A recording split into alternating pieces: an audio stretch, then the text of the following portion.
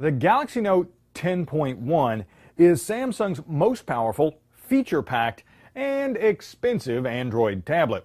But as I'll show you today, it's also a snap to open, easy to service, and has a few design improvements over last year's 10-inch Galaxy Tab.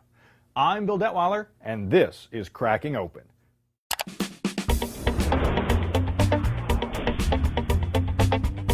After cracking open Samsung's Galaxy Tab 10.1 last year, I criticized the tablet for feeling flimsy and having tamper-resistant screws on the back cover. Thankfully, Samsung addressed both these concerns in the new 10-inch Note. Now, opening the Note 10.1 isn't difficult, but there is a trick to it. You must remove the piece of trim that runs along the device's upper edge and the 3 Phillips screws underneath. Then, starting at the top of the back cover and working your way down each side, pop loose the tabs.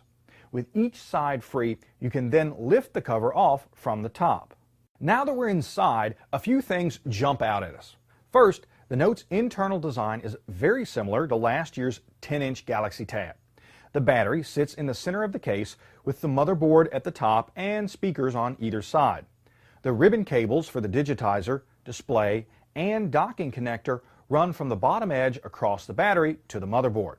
Second, like the Tab, most of the Note's hardware is easily accessible and can be removed with a 000 Phillips screwdriver. Unfortunately, also like the Tab, the display and front panel assembly are a single unit.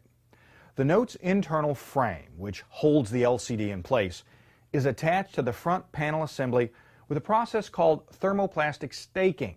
Now, to remove the frame and get to the display, you must break these stakes. Now, if you're careful, you can do this without damaging the display or the internal frame.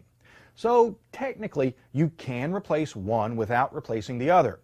But it's clear that Samsung meant for the screen, front panel, and frame to be replaced as one piece. Despite their similarities, there are a few important differences between the Note and the Tab.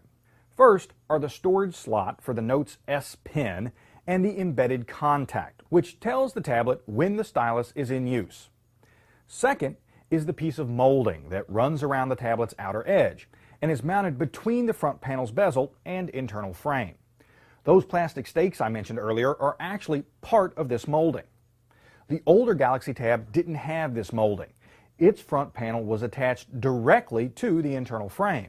Now, given that the Note's back cover feels just as flexible as the Tab's, and their internal frames are so similar, I suspect this molding helps give the Note a more rigid feel, which is a big improvement over the Galaxy Tab. Overall, the Samsung Galaxy Note 10.1 is a solid Android tablet.